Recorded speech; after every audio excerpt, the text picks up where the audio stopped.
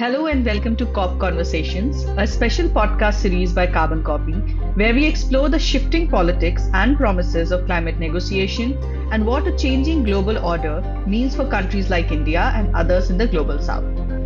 As COP30 in Belém is inching closer, the pressure is on countries to move from pledges to real progress. I'm Shreya Jai, and joining me today is Vaibhav Chaturvedi, Senior Fellow at the Council of Energy, Environment and Water. At CEEW, Vaibhav leads research on low carbon pathways, carbon markets, and India's net zero strategies. He has advised at national and state level, serves as co chair of the mitigation working group of the Independent Globalist Tote, and has been review editor for the IPCC. Welcome to the podcast, Vaibhav. Great. Thank you, Shreya, for having me here. Very happy to be joining this conversation.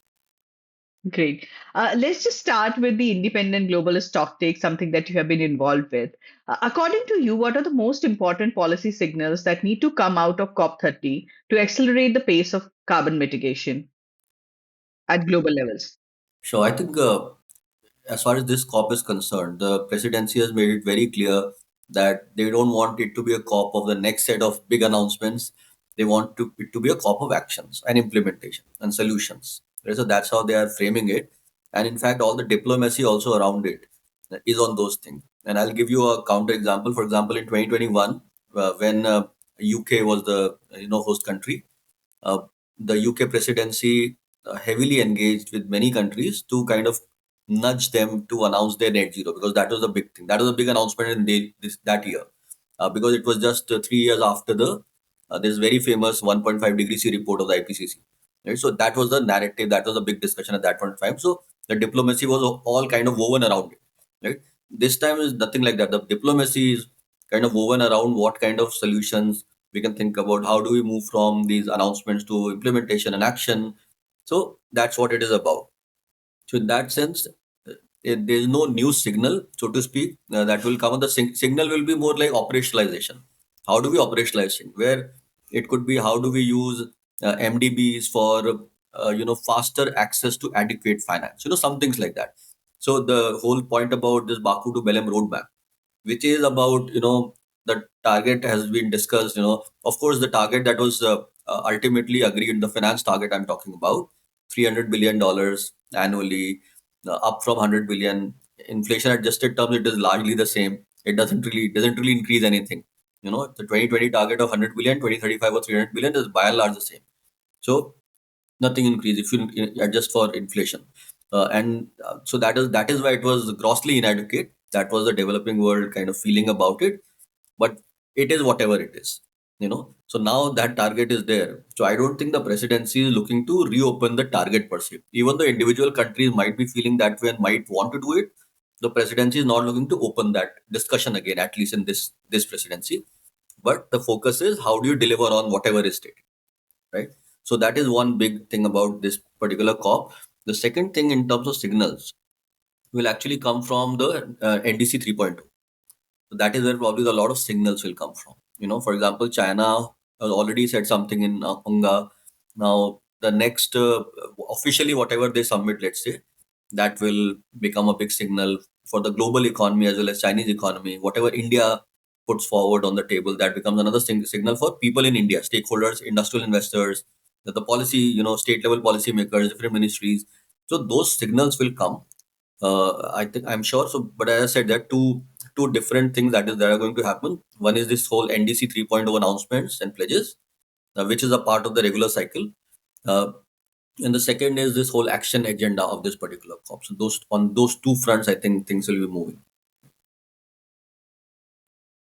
Right. Thanks for providing us with an overview. You mentioned the signals, but there have been conversation that there's still a lot of gaps which remain after COP29 for mitigation, which can be covered towards COP30. While you talk about that, can you also talk about, some models, climate and economic models, which the global policymakers should utilize while developing NDCs to ensure, real progress and action? Yeah, I think the first big point I want to mention that models can only guide towards what needs to be done. Models can never ensure that it is done. So this question about real progress and models is actually, these are very different things. But models can give great, very logical, feasible answers, so to speak, but actual progress might be little. So in the sense, these two are completely different thing. The actual progress is never going to be guided by models, but strategies are going to be guided by models. So the models are all about creating strategies and targets. Implementation of those strategies, is a very different ballgame, and models are not responsible. That's not their role, also, right? So yes, as far as the first part is concerned, whatever models can be used for, so which is about strategy development, that's where it's everywhere around the world. And you talked about both climate and economic models. Climate models are global in nature, so I just want to differentiate between these two. Climate, when we talk about climate models, these are essentially, you could say, physical sciences models, which are talking about how temperature will increase, what kind of rainfall patterns could change, how wind patterns could change, how it could lead to more intense waves and heat waves and more cyclones. So these are like climate models, right? But is, strategies are determined by economic models, which is a different category of models, right? Mitigation strategies. So economic models is what I will talk about now, not really the physical sciences model. So in globally, for all the long-term strategies that are in place, all the NDCs that are being announced by different countries, regions, everything is based on this sort of modeling exercises. And models are just trying to create some kind of representation of the real world. So that's what models try to do. Real world is very complicated. So models can definitely not represent everything. They don't intend to represent. They don't intend to represent everything.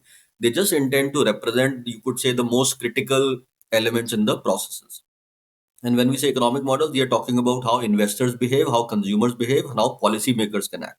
So essentially, if we look at reality, what is reality? Everything on ground is delivered by markets. Everything, right? Everything is delivered by markets on the ground. The question is what shapes market. That's extreme, and that is why the role of policy is extremely important, because policy guides the development of markets, which end up delivering on the ground.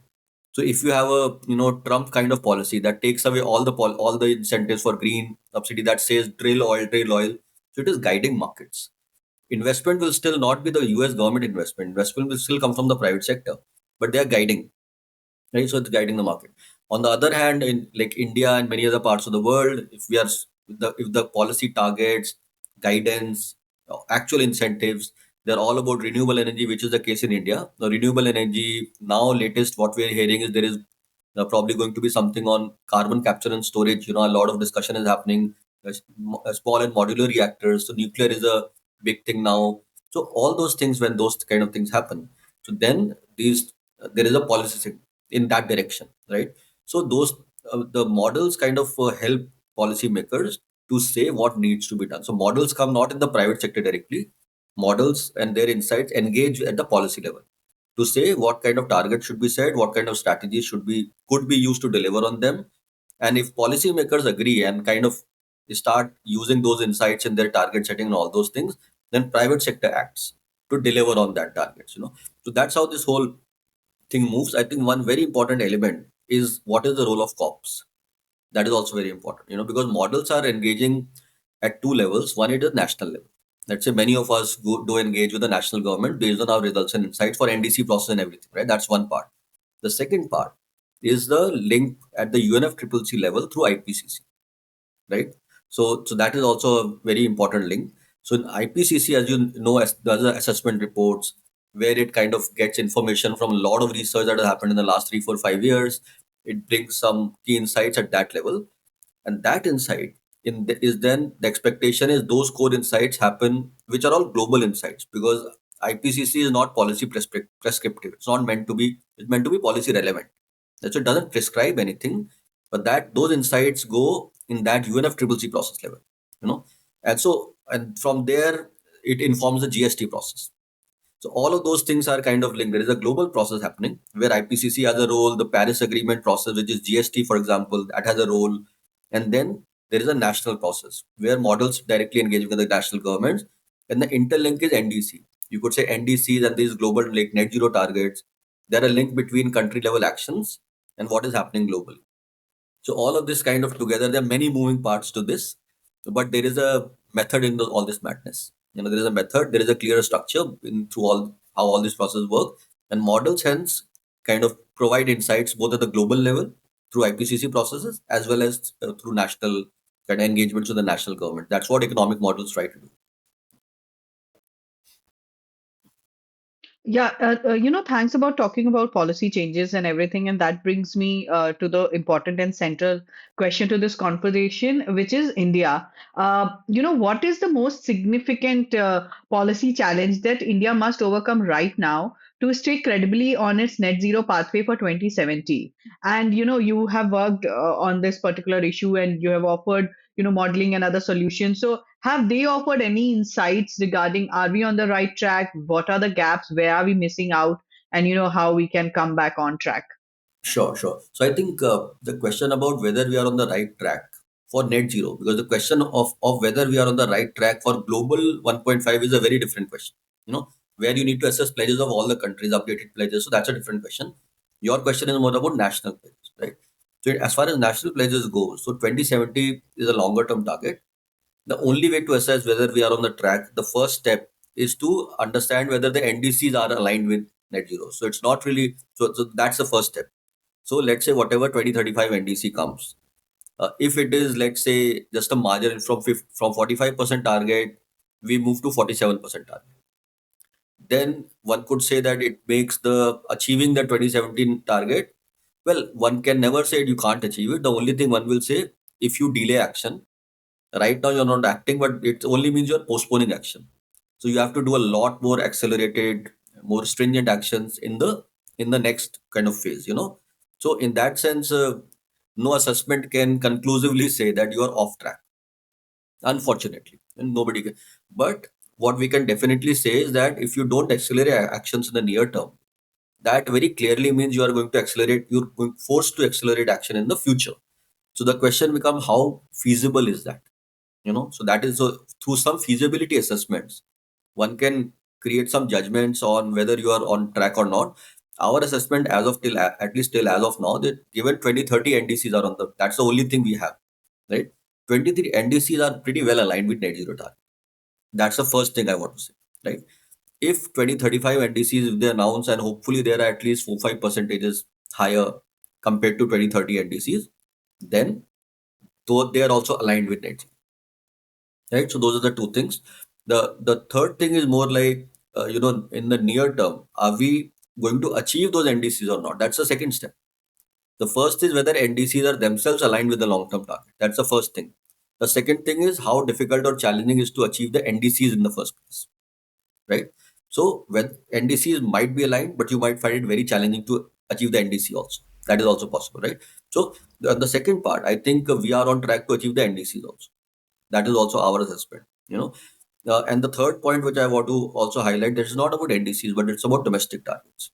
So, for example, our 500 gigawatt domestic target is not our NDC target. Right? It's a domestic policy target, right? So, it is also entirely possible that you achieve the NDC target, but you are not able to achieve the domestic target because the level of ambition might be different in these two cases, right? And our assessment does show that achieving that we are on track to achieve the NDCs. The NDCs are aligned with 2070 target, but the domestic target, especially the 500 gigawatt of solar, we do think it is challenging, mostly because from the almost 2 years now, we have been hearing about these big constraints on transmission, land acquisition, and all, and we have not managed to figure out a solution. On transmission, also, you need to do land acquisition, you need to do a lot of planning, and you need to have investments coming in that direction. So, those two big issues, if you're not able to address those issues, then achieving 500 gigawatts is a challenge. And I mean, the worst case scenario is you have ended up forcing the private sector in some way to install 500 gigawatts, but that is not being evacuated. So it's like loss of value because the plants are standing there, they're not able to supply. So you have ticked the box of 500 but you're not generating and supplying electricity. But that's not what we want. We want the actual generation to happen, because that is the larger point. You're not just the gigawatt capacity. So as I said, there are many different levels of understanding whether we are on track and whether targets are aligned short term, long term, and those kinds of things. But till now, everything looks good. The only thing challenging is the domestic target, 500 gigawatts. That does appear to be challenging. That's how I'll say, but not NDC. NDCs we are on track to achieve. Yeah, yes, definitely. 500 gigawatt is a very tall target. We have, significantly upped our targets and ambitions on that, and achievements as well. 200 gigawatt of renewable energy is what we have touched. But another significant part of our whole net zero journey would be, and something that is a lot controversial, especially on, stages like COP, is phase out of coal. So, according to your modeling, is there a point where India has to phase out coal in order to achieve net zero? First question. And if it doesn't, then why and how will we manage? And if yes, then how far in the future or how near can we look at a possibility like that? Sure. Well, I think before phase out, I think the first thing I would say new investments. So these two things are different, right? So the first thing what I will say that is, uh, y- as far as alignment with 2070 net zero is concerned, there is still a possibility to continue to add coal till 2040. Like somewhere between 2035 and 2040 is where you will have to stop adding new coal.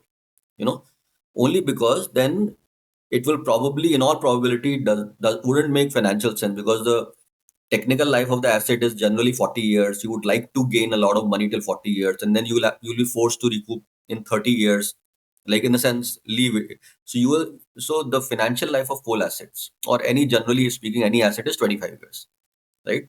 Which means you are able to recoup the capital cost, right? But it is not just about recouping the capital cost. Once you recoup the capital cost in 25 years, the next 15 years is where you actually make a lot of money. So because you're not paying for the capital cost, but you're still getting the same power price in the market. So you make a lot of money in the last 15 years. If you are forced to stop your plant after 30 years, that only means you're forced to let go of that value, right? So that's why I do think somewhere, I mean, after 2035, it will probably become a lot more challenging for new investments to come in full. That's the first point. Now, the second point about like phase down. Right? As I said, no new additions. That's the first thing, right? But phase down will automatically happen because there is a life. So plants that are, let's say, established in 2010, automatically by 2050 they will be closer to the end of life, a lot of them. So we did a lot of capacity between 2005 and 2014 especially. A lot of capacity was added. All that capacity will anyways be maturing by 25 to 2050, 2060. So you will see automatically stranding, there's a decommissioning happening just because the assets are already over their lifetime. But as I said, till 2035 there is scope to add as far as the alignment with 2070 net zero is concerned. There is scope to do that. Of course, I mean, like Europeans, for example, will not like that at all. Everybody wants no new coal from the climate perspective, which is true. So I'm not talking about all that. Of course, any new coal plant added, whether in China, which is adding massive capacity, whether it's in India, of course, that will lead to carbon emissions. That is all. I mean, there's no doubt about it. My point is only about alignment with India's own national stated targets, which is 2070. That's the only, you could say, frame of reference I'm using.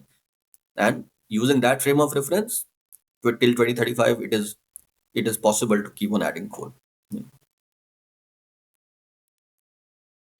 Very, very interesting perspective. And, apart from, just phase out of coal, and this is broader questions for economies such as India and Brazil, which, according to your economic modeling perspective, what is a just and economically sound transition look like for, emerging economies like that, like these, which have to balance not only just transition, but, rapidly accelerating economic development and demand pressure as well? Yeah, the economic contexts are very different and the emissions contexts are very different for all of these economies. So the first thing is any plan has to be based on national circumstances. That kind of obvious point I'm making, but that point need to be made.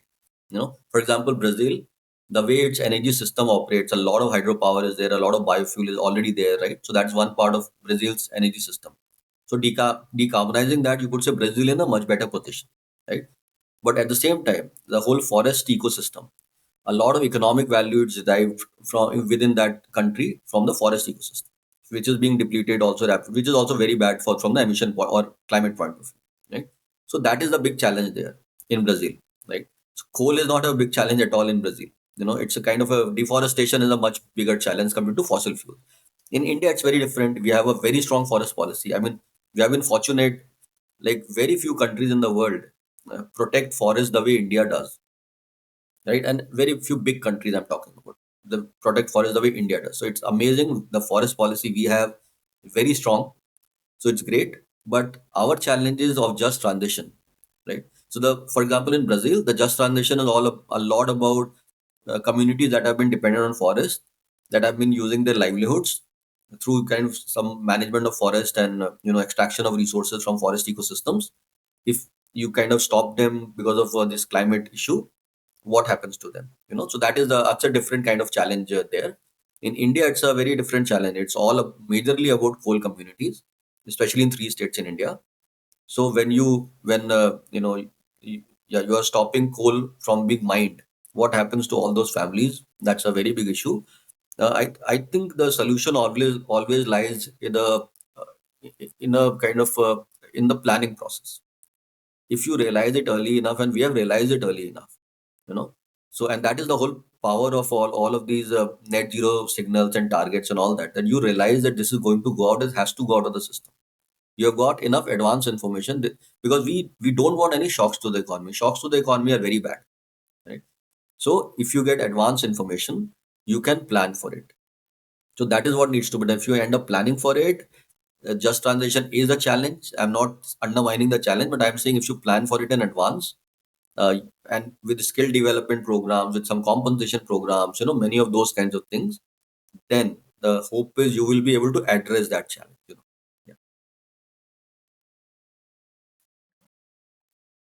Thanks. And now I'll merge the above two questions. One was on coal and other on the transition model. And I'll bring emissions into the conversations, which will, inevitably rise in the near future, and mostly would be because of coal usage, followed by transport and industrial emissions, etc. So, how should India plan its strategy? And argue also its case for having an equitable carbon space at COP30, because after all, we are a developing economy, and as you were just mentioning, there's a demand pressure, and there would be economic growth in terms of transport, energy usage, etc. So, what is the space that we can argue for and rightfully argue for? Yeah, I mean, so the question is that the point is always very valid. What is the practical value? That I'm actually, frankly speaking, I'm always very confused about it because we hear so many discussions about carbon budget. They never go anywhere. So I think the more real thing is India has already announced its target. So, I mean, and let me give you a very interesting kind of a number. I think we also published this before the net zero was announced by India, because we compared different net zero in years for India, peaking and net zero years for India. So now the stated target, which is 2070, and let's say our peak happens somewhere around 2040. Let's say that's where our peak happens, right? The cumulative emissions that India will do are almost one third. Cumulative means historical and future. The historical 1901 onwards till 2100. So even if we have a 2070 net zero, our cumulative emissions will be one third of China's cumulative emissions, right? Okay. So given that China is a 2060 net zero, even then, so one third of Chinese emissions, and I think almost 40% to 45% of European emissions and US emissions, right? So already, I think when we have stated 2070 net zero, so it's like a call that the government has taken, that well, because there is always a trade-off. We can't keep on saying that we will continue to emit. And the government has been very forthright that we have not been a part of the problem, but we will part of the solution, right? So this, let's say, 2070 net zero target is not entirely equitable if you just take the emission budgets from the historical context. If you allocate budget based on per capita, let's say per capita allocation of budget, looking at historical consumption of emissions by developed world, all those, if you look at all those calculations, this 2070 target is not equitable. That will be true, because it means India could emit till 2100 or whatever, right? Something like that, right? But so that is true. But at the same time, government has said that we will still do more accelerated action, which is the 2070 net zero, right? So in some way, government has implicitly said that, well, we know it is inequitable, but we will still make an effort, because of whatever other realities that are unfolding. At the same time, government has not been forced to compromise on its development by saying 2050 net zero. Because everybody was saying everybody is doing 2050 net zero. It has to be aligned with the global 1.5 degrees C. Everybody has to do 2050 net zero. That is where a clear stand also has been taken that, well, development will not be compromised, right? So these debates, as I said, carbon budget and equity is one debate, development is another debate. What is very important is the first thing, more than equity per se, I would say development cannot be compromised, right? So I think our net zero does that. Our 2070 net zero is somewhere in between, in the sense it says we will not compromise on development, but we have implicitly, in some way, you could say, let go of our rightful share of emissions. But we have kind of let go, voluntarily, we have kind of let go of some in the interest of the global order, in the interest of global emissions and climate change. But we have still not compromised on our development. So that's how I'll put it. I hope I'm able to communicate. These are the kind of very different concepts altogether. And I'm able to communicate that even though in negotiations you see all these budget related things, equity related things, I think what we've stated is a lot more important because that is practical. Everything is a theoretical discussion we keep on having in negotiation. Stated target are what is going to happen. As simple as that. No, you very clearly, established it. And I now talk about a bridge between these two, or what is being projected as a bridge, and what is the carbon markets, something that you mentioned earlier in one of your answers. And it is very timely because just I think yesterday, the final greenhouse emissions intensity target were notified for the key sectors under the Indian carbon market that the government has come out with in a gadget notification. It is very interesting because after years of efforts and collaboration. There have been emission targets that have been set up for key industries, aluminum, cement, paper, pulp, some of the big, hard to abate sectors. So, when we talk about carbon markets, I like to first touch upon the national level. This is clearly a development. What do you think of it? And second, at a global level, the progress on a global carbon market, as under the Article 6 of the Paris Agreement, remains pretty slow. So, if you can, talk about at both levels, both national and global, at what is the status is. So first of all, I should say that this is a very important question because carbon markets are one of the most effective and successful instruments globally. There is enough evidence now that carbon pricing and markets have been extremely effective in reducing emissions. Right? That's the first thing I want to say. Right. The second thing I want to highlight is that in India, traditionally, carbon markets have been viewed from two different perspectives. Right. The first perspective is the carbon market as an instrument for international climate finance. Right. So a lot of money that came to India during, let's say, the CDM years, which is under the Kyoto Protocol, it was a lot of money came. So there was a big industry that was built around the CDM, whole architecture. So it was the only instrument for it. It is a big instrument for international climate finance. That's how many Indians view it.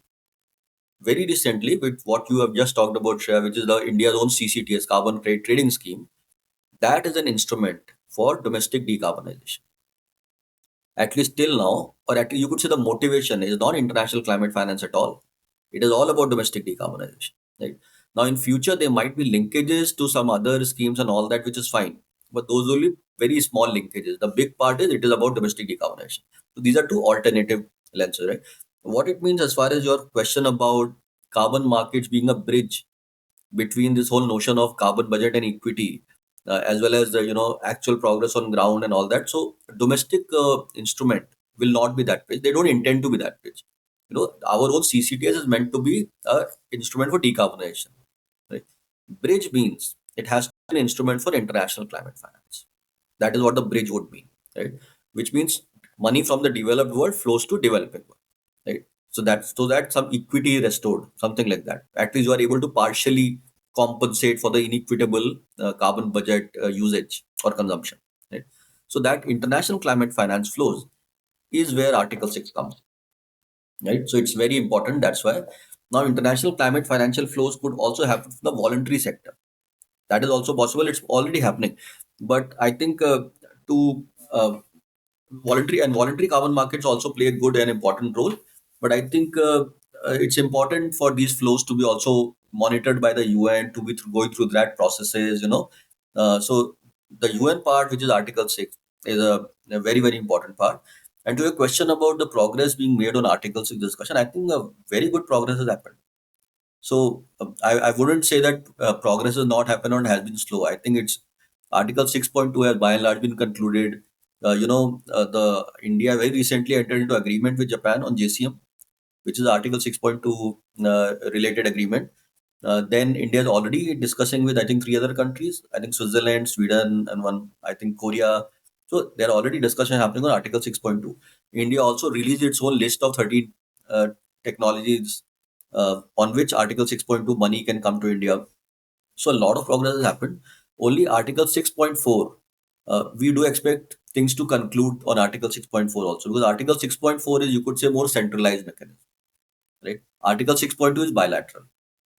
But both of these are carbon market. Let's say even if there is a deal between India and Japan and money starts flowing from Japan to India, that is international climate finance, that would be.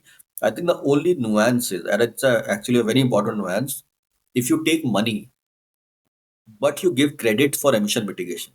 So let's say India takes money from Japan or Europe or Germany, let's say, but the emission credit it has to sell it. Should it be considered international climate finance in the first place or not? Right now, that complication was not there under the Kyoto era, because it's like India received a lot of money, there were no exchange of credits, you know. So but in Article 6.2, that corresponding adjustment is a big deal. India also has its own targets. So that is a kind of a big issue here, because why should we give credits for our own mitigation to other parties, because then why is it in finance if you have an obligation because of historical compulsions, historical emissions, and so that's an obligation. So when you are giving money, you're not seeking anything in return, right? But in carbon market, it's like you are giving money, but you're taking credit in return. So as far as, and as I said, these debates keep on happening. There is no conclusion to the debate, but at least the developing world perspective is very clear. Climate finance has to be low cost, and has to be mostly in grant form, right? And if not grant, then low cost interest rate form. So that is what is you could say, the definition of international climate finance. If you give money and take credit away, I don't know whether we are happy about it or not. But let's not put that sort of is a different conversation altogether. The broad point is, it is going to be, you could say, we will see projects rolling out now. Methodologies need to be developed. They will be developed. Projects will start rolling out, through which money will definitely come to India. That is very clear. Let's say some money comes, and I'll give you an example. I think it's a great example. I would argue a lot of wind industry in India, let's say the wind power plants, they were all, you could say, supported in a very big way through this CDM money, which is carbon markets money, right? So in India, more than 200 projects under wind got support from CDM. More than 4 gigawatts of installed capacity was established because of CDM money. 4 gigawatt is a very big number, right? So the moment that happens, a lot of economies of scale kick in. The industry learns how to implement projects, how to manufacture wind turbines, those kinds of things. So you spur an industry, right? Because of this, so that initial stage investment is very critical. So if we are able to leverage Article 6.2 money very strategic way, for example, green steel. Imagine 200 green hydrogen and green steel, let's say green steel plants are you could say set up in India, enabled through Article 6.2 money. That will be terrific. That will bring so much knowledge of actual on ground knowledge of implementation, project development, and everything. So, and which will spur this whole industry. So, I'm just giving one example. It could be offshore energy, it could be carbon capture and storage, it could be battery storage systems, it could be CBG, compressed biogas. So many things, projects. So that's why carbon market, I do think, more than the international climate finance need that India has, I don't think they will fulfill the need, so to speak. The need is very big. The demand from the developing world is very big. Carbon market will not be able to do that. But carbon markets could be used very strategically to spur your industry for domestic development and domestic job creation, manufacturing. It's a very powerful tool. And that's how I'll say that it will probably make the debate more equitable, no doubt about it, right? Because finance is flowing. But the ask is so much, If you actually look at historical responsibility and per capita allocation, per capita rights, I mean, it's a very big number. Carbon market will be very minuscule as compared to that number. So even though they make the debate more equitable, no doubt about it, I see the developmental linkages a lot more stronger than the linkages with this carbon budget and equity, you know, because that is a lot bigger number. But development you could definitely deliver through carbon market. It's a very successful instrument for doing that. Thank you, Vaibhav, for explaining so comprehensively about the carbon markets and how it will help India's own industrial decarbonization, how it will bring more money towards those efforts. That brings me to our next and last question. We are moving towards COP. India is preparing its next NDC. So I wanted to ask you, what would be your recommendations that India should put forward as its most ambitious yet economically viable numerical targets in its update? Sure. So I think the question on ambition, I could respond as a climate activist or as a researcher. I would prefer doing the latter. CW is a research organization, and our positions are based on kind of more realistic assessments rather than just that how ambitious can we get, so to speak. So in that from that perspective, I think the most important point I want to highlight is that for all of these big announcements or ambitious announcements, there needs to be a political movement. For example, in 2021, when net zero, many countries announced net zero. Then we know that John Kerry kind of traveled around the world, nudging many countries, and multiple times he traveled. For example, in India, he traveled twice. Mr. Alok Sharma from the COP presidency at that point traveled, I think, twice or thrice to India.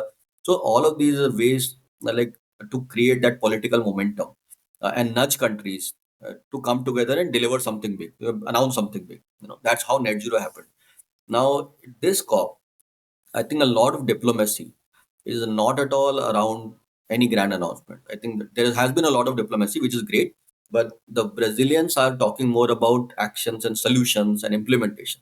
So that's how they're saying that it's a COP for implementation, not for any more, kind of grand announcements. Which means that like they are not really, let's say, forcing or not forcing, but nudging countries to do some like kind of a grand announcement on their NDCs. They're not even doing that.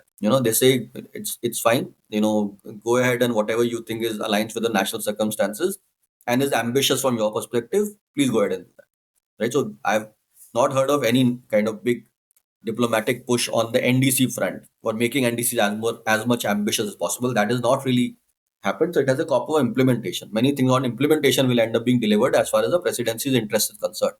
So India will announce it and NDC based on what it considers to be an ambitious announcement in line with its 2070 net zero. Right. And I do think at least a 5% increase in both the targets for this 5-year time period should be done. I should also emphasize that emission intensity is a metric that will get harder and harder as you proceed, because you could say delivering on the first level of emission reduction is always cheaper and more feasible than the next unit of emission reduction. So progressively mitigation will end up becoming more and more and more and more difficult. So even though tech progress will happen and a lot of developments will happen, which will on certain time periods make it easier, but generally speaking it will always become harder and harder. So from that perspective, even the same increase, which is like a 5% increase, that will actually be a bit pretty good increment over existing targets. So that is one thing I would expect to happen.